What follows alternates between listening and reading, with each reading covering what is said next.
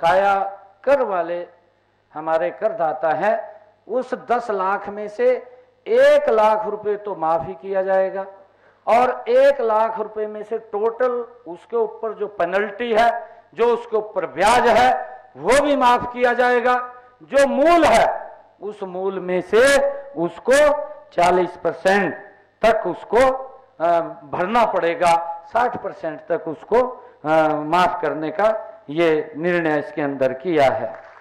और मुझे ये भी खुशी है कि यह योजना अभी 2-3 दिन में शुरू हो जाएगी। आज उसको लॉन्च कर दिया है, इसको ऑनलाइन उसको अप्लाई करेगा, अप्लाई करके उसका लाभ लेगा ताकि इस लिटिगेशन से उसको राहत मिले। और ये योजना जब शुरू होगी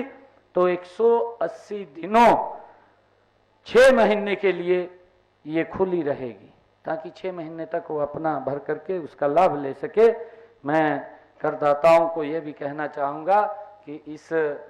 जो ये समस्या है, जो लिटिगेशन के अंदर फंसे हुए हैं, इससे वो बाहर निकलने का उनको एक सरल रास्ता देने का काम ये हमारी सरकार ने किया है। इसका लाभ उठाना चाहिए और इसका लाभ हमारे उन सब लोगों को मिलेगा। और इसके साथ मैं बताना चाहूँगा कि हमने इस स्कीम के तहत जो हमारे करदाता हैं,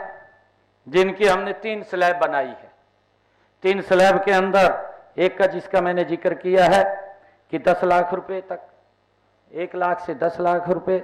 और 10 लाख से लेकर के 10 करोड़ रुपए तक, ये दूसरी स्लैब है। इस दूसरी स्लैब के अंदर हमने ये निर्णय किया है कि उसका पूरा का पूरा जो पेनल्टी और ब्याज है वो तो माफ होगा, परंतु मूल में से उसको 50% वो देना पड़ेगा। ये एक बड़ी राहत हमने व्यापारियों को दी है ताकि वो लिटिगेशन से बच सके। और इसके बाद हमने ये निर्णय किया है जो 10 करोड़ से लेकर के ऊपर के हैं उनका टोटल का टोटल हमने ब्याज और पेनल्टी वो माफ किया है, मूल उनको वो जमा कराना पड़ेगा। ये 3 किस्तों के अंदर हमने इसको किया है ताकि हमारे जो प्रदेश के जो करदाता हैं, जिनके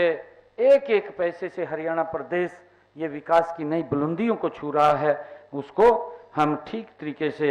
यूज करके इस हरियाणा प्रदेश को आगे बढ़ा सकें। और मुझे ये भी खुशी है कि हमने जो 10 लाख रुपए तक के हमारे छोटे करदाता हैं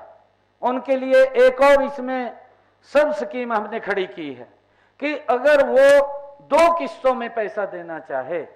तो वो 2 किस्तों में भी पैसा दे करके इस लिटिगेशन से बाहर हो सकता है। ये हमने निर्णय किया है। मुझे खुशी है कि हमने छोटे से छोटे व्यापारी से लेकर बड़े से बड़े व्यापारी को भी राहत देने का काम, सरलीकरण करने का काम ये हमारी सरकार ने किया है ताकि हमारे व्यापारी इस समस्या से जो लंबे समय से जूझ रहे थे, इस समस्या का समाधान से वो बच सकें, इस लिटिगेशन से बच सकें और वो भी इस प्रदेश के विकास के अंदर और गति से अपना योगदान दे सकें।